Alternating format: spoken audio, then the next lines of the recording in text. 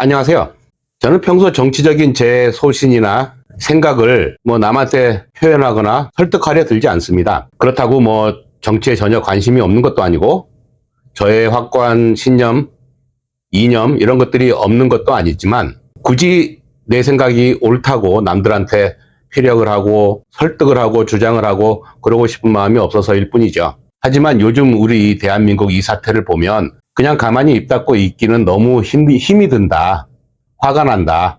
이런 생각이 들어서 제 생각을 한번 말씀드려 보려고 영상을 켰는데요. 우선 저는 좌파일까요? 우파일까요? 저도 모르겠어요. 좌파는 뭐고 우파는 뭐죠? 이재명파는 좌파, 윤석열파는 우파 이렇게 정의해도 되나요? 물론 이렇게 간단하게 정의가 되는 문제는 아니겠지만 요즘 상황을 보면 이 두 정치인들의 이름을 놓고 누구를 지지하느냐, 누구를 싫어하느냐에 따라서 너는 좌파, 나는 우파, 이렇게 진영을 나누고 서로 죽일 듯이 싸우고 있는 현실이 되었습니다. 그런데 문득 둘 다 싫은 저 같은 사람은 뭐라고 불러야 할까요? 어디에 속할까요? 갑자기 이런 의문이 들었습니다. 저 같은 사람을 중도파라고 부르기도 하고, 심지어 문해파라고 부르기도 하더라고요. 내가 없다, 이런 뜻인 것 같은데. 사실 저도 나름대로 정치적인 사안에는 제 나름대로의 확고한 기준이 있어서 이렇게 어정쩡하게 분류되고 싶지는 않습니다. 그런데 요즘 제가 어디에 속하는지 스스로 확신할 수 없는 상태가 되었더라고요. 그래서 지금부터 제 얘기를 한번 들어보시고 제가 어떤 사람인지 여러분들께서 좀 알려주셨으면 좋겠어요. 우선 저는 이재명 씨가 싫습니다. 아니, 이재명 씨가 대통령이 되는 것을 반대합니다. 제가 이 사람의 생각이나 사상을 정확히는 알 수 없지만 최소한 이 사람의 사법 리스크가 생각보다는 상당히 심각하다라는 생각 때문입니다.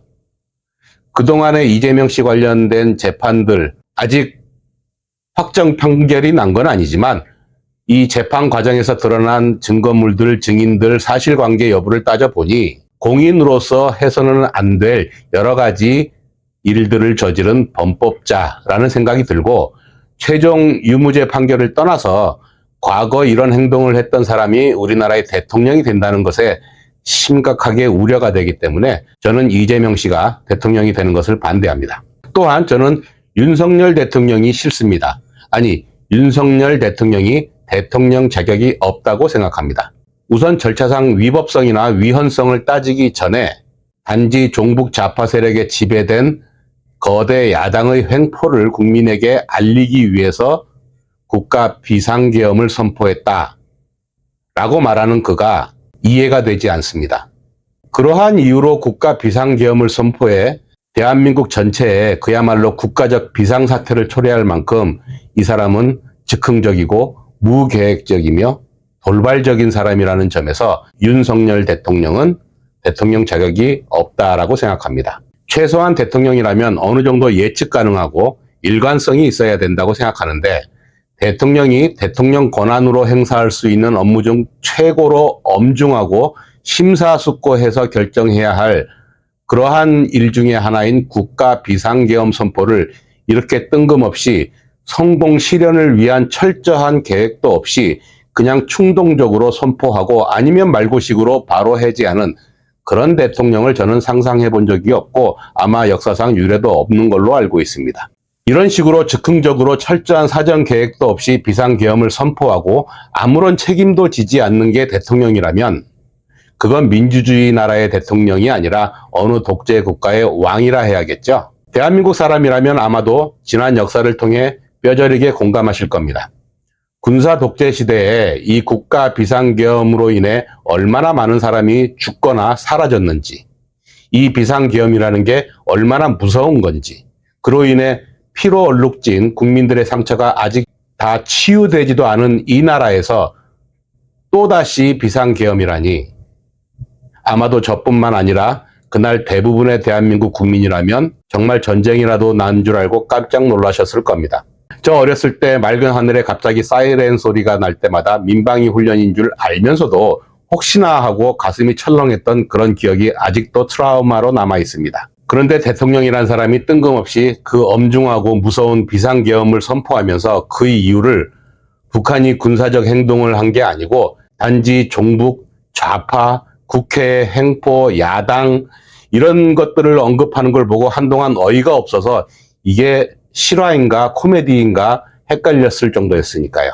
사실 대한민국의 지리적 정치적 특성상 건국 이래 늘 있었던 이념적 좌우 색깔론, 국회와 대통령의 알력 다툼은 어찌 보면 오히려 우리 모두가 어렵게 쟁취한 이 민주주의 사회 시스템을 지키려고 혼심을 다하고 있다는 반증이기도 한데, 그것이 자기 국정 운영에 방해가 된다고 비상계엄을 선포하는 건 위법이니 위헌이니 하는 법적 잣대로 보지 않더라도 도저히 저로서는 납득이 가지 않습니다. 비상계엄 선포가 법적으로 절차상 하자가 없다면, 또는 대통령의 국가 통치권 행사 중의 일부기 때문에 아무런 문제가 없는 것이라면, 단지 이런 이유로 국가 비상계엄을 선포해 국민들을 불안에 떨게 한 이 대통령에 대해 국민들은 아무것도 할 수 없는 건가요? 저는 그래서 합법, 불법 여하를 막론하고 이런 납득이 안 되는 이유로 국가 비상사태를 선포한 윤석열 대통령은 대통령으로서 자질이 없다고 생각합니다. 이어서 제가 이재명 씨가 대통령이 되는 걸 반대하는 또 다른 이유는 이 엄중한 국가적 위기 사태를 자신의 이익을 위해 이용하려다 모든 일을 망치고 있기 때문입니다. 순리대로 정해진 절차대로 차근차근 진행하면 얼마든지 대다수 국민들의 호응을 얻어 결국 윤석열 대통령의 어리석고 돌발적인 이 무능한 행동에 법적 책임을 충분히 물을 수 있는데도 불구하고 본인의 심각한 사법 리스크를 제거하기 위한 어떤 수단으로 이번 사건을 연결시켜서 무리하게 진행하다 일이 오히려 꼬이고 있는 형상입니다. 상대적으로 오랜 심의 기간이 걸리는 내란죄 혐의를 헌재 탄핵 심의에서 제외한다는 결정은 단지 헌재의 탄핵 결정을 최대한 빨리 끌어내기 위한 꼼수일 뿐만 아니라 탄핵을 지지하던 대다수의 국민들을 어리둥절하게 만들고 탄핵 반대 측의 주장에 한층 더 유리한 명분을 실어주는 그런 결과를 초래했습니다. 순리대로 절차대로 진행해도 힘든 싸움에 얄팍한 꼼수를 써서 빨리 결과를 내려다 일이 더 꼬이게 된 것이죠. 헌재 심판에서 내란죄를 제외하고 탄핵 심사를 할 거였으면 처음부터 내란죄를 탄핵 사유에 집어넣지 않았어야 했습니다. 그 정도도 법률 검토가 되지 않은 상태에서 부랴부랴 탄핵 소추를 하고 헌재에 탄핵 심의를 신청한다는 게 얼마나 무능한지를 보여주는 단적인 예가 될 수밖에 없습니다. 내란죄를 조사하고 수사하고 거기에 대한 재판을 하는 것은 일반 형사법에 해당되죠. 탄핵 심판과는 별개의 절차로 진행되게 되어 있습니다. 일반 형사법은 아시다시피 최소한 1년 이상, 그것도 항소와 대법원 상고까지 2년 이상 걸릴 수도 있는 길고 지루한 법적 싸움입니다. 하지만 탄핵은 2개월, 3개월 안에 끝내야 되는 빠른 법적 절차를 가지고 있고, 빨리 탄핵 심판을 결정을 짓고 새로운 대통령을 선출하든 아니면 현 대통령이 다시 복귀를 하든 결정을 해야만 국정 공백을 피할 수 있습니다. 그래서 이번 이재명 씨와 민주당에서는 처음에 잘못 집어넣은 내란죄 부분을 탄핵 사유에서 제외하기로 결론을 내린 것 같은데, 이 또한 곧 다가올 이재명 씨의 판결, 그러니까 사법 리스크와 밀접한 관계가 있다라고 보지 않을 수가 없죠. 더욱더 한심스러운 일은 윤석열 대통령 수사를 공수처에 맡긴 일이겠죠.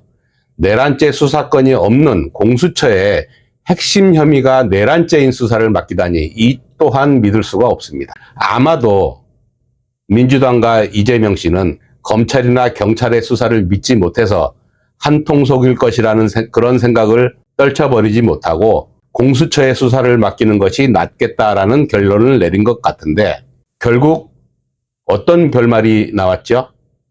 사상 초유의 대통령 체포영장 발부와 그 영장 집행 실패로 끝나 전 세계의 웃음거리가 되었죠. 수사 권한이 없는 죄를 수사를 한다는 공수처, 처음부터 말이 될까요? 공수처에서는 법원에서 체포영장이 발부되면 경호처에서 대통령 체포에 협조할 것이라 예상을 했다라고 발표를 했습니다.